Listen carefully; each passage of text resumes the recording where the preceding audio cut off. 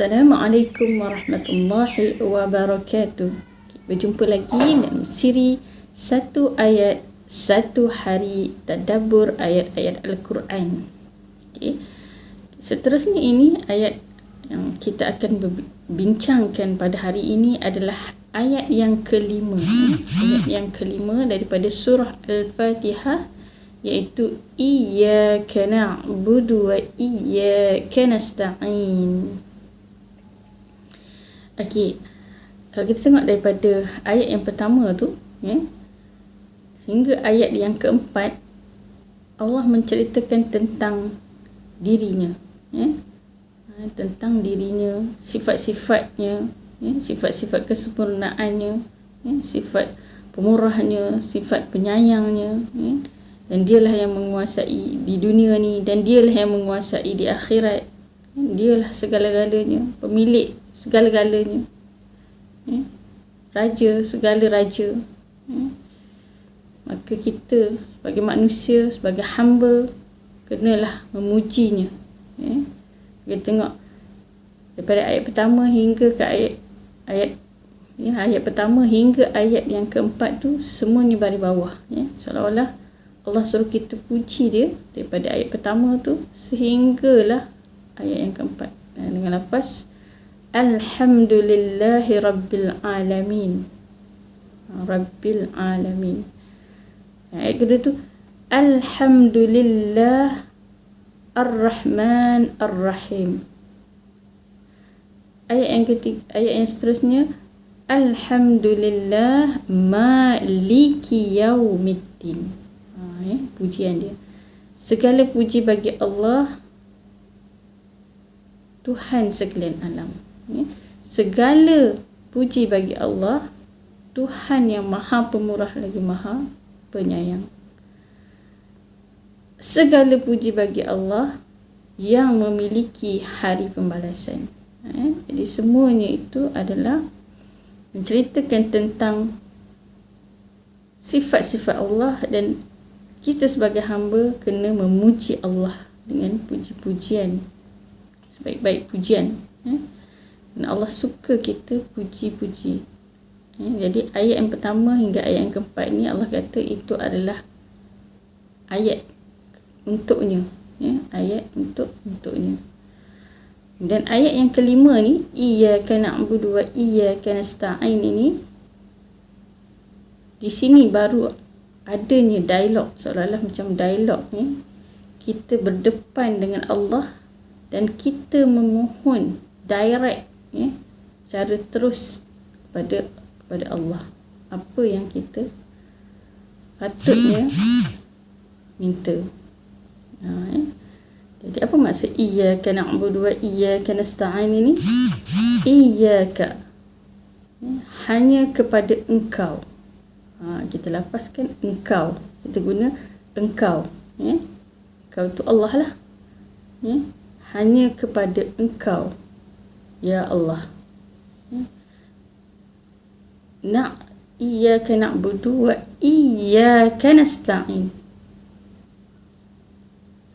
Iyyaka na'budu, hanya kepada engkau kami sembah.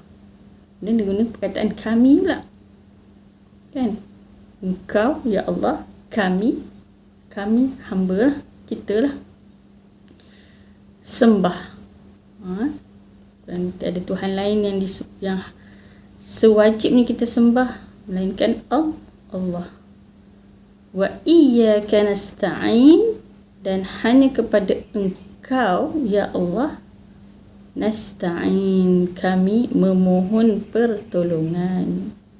Okey, dengan lafaz kami juga. Jadi ka dengan na, ka tu kami, ka tu engkau, dan na tu kami. Maka dekat sini kita nampak seolah-olah macam ada dialog, dialog di antara kita hamba ni dengan Allah. Seolah dekatnya kita dengan Allah.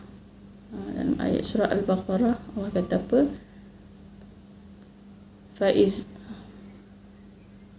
Faiza sa'alaka anni iza sa'alaka anni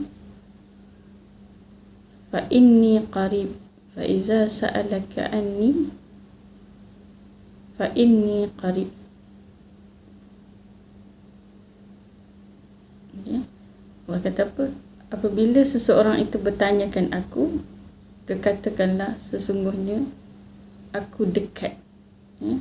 Qarib, dekat dengan kamu. Jadi kita seolah-olah kita bercakap berdepan dengan Allah. Ya.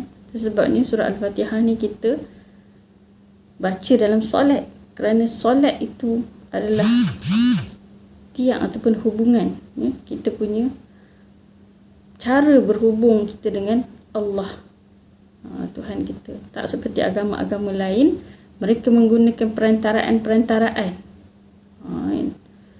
Orang kata tanpa menggunakan perantaraan ni mungkin doa mereka tak diterima dan sebagainya. Semua itu adalah karut, itu adalah pemikiran yang dirasuk ataupun yang dihasut oleh syaitan. Sedangkan Allah sendiri mengatakan dia dekat. Mana-mana hamba yang mau memohon apa-apa saja daripadanya, maka dia akan stajib. Yang dia akan memakbulkannya, kan? Sama ada dalam masa yang cepat ataupun dia tangguhkan. Tapi Allah akan jawab setiap permohonan hamba-hamba dia, kan? Jadi daripada ayat ini seolah-olah kita berdialog dengan Allah. Allah itu dekat dengan kita. Kemudian digunakan dengan lafaz na. Na tu kami. Kat situ juga ada seolah-olah kebersamaan kita dengan Allah. Seperti mana kisah bagaimana Rasulullah SAW, dia ketika mana dia melarikan diri daripada tentera Quraisy yang nak membunuh dia. Dia bersembunyi dalam gua Sur. Ketika tu Sayyidina Abu Bakar takut mereka tu akan apa-apakan Rasulullah. Maka Rasulullah kata apa? La tahzan, la taqaf wa la tahzan, innallaha ma'ana. Okay, jadi na dekat sini kami. Dia menunjukkan kat situ adanya kebersamaan kita dengan Allah. Setiap perbuatan kita tu, kalau kita minta pertolongan kepada Allah, maka Allah akan bersama-sama kita. Allah akan membantu kita, memberi pertolongan di atas segala perbuatan kita sehingga mendapat kebaikan, ya, di atas segala perbuatan yang kita lakukan. Apapun masalah, apapun kita punya apa kesusahan kita, mintalah kepada Allah, ya, bukan minta kepada selain daripada Allah. Ada yang minta pada jin, sedangkan jin sendiri minta kepada Allah. Syaitan ketika mana dia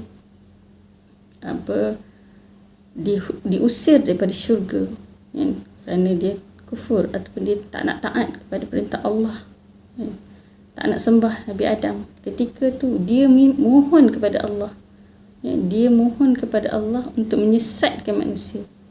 Dan syaitan pun mohon kepada Allah. Jadi kita nak minta tolong pada syaitan. Kenapa kita nak minta tolong kepada jin pun tak betul?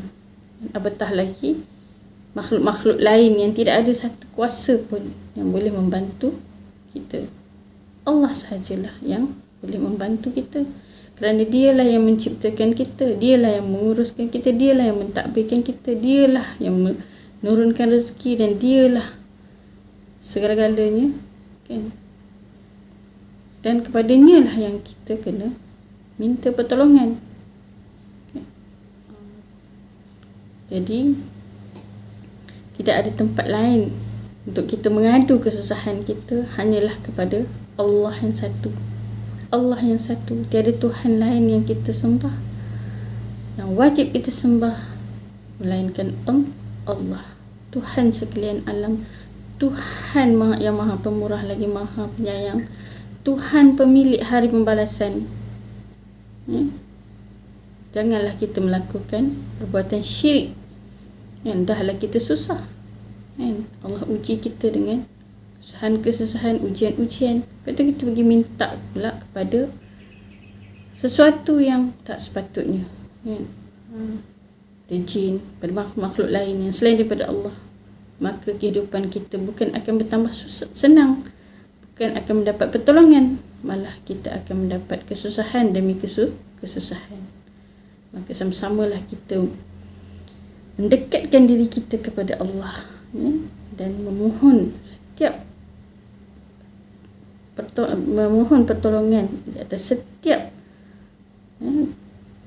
kehidupan kita ni lah, kan? Sama ada kita susah ataupun kita senang, sama ada kita bahagia ataupun kita sedih, apa pun keadaan kita, kita kena sentiasa memohon kepada Allah, Tuhan yang satu.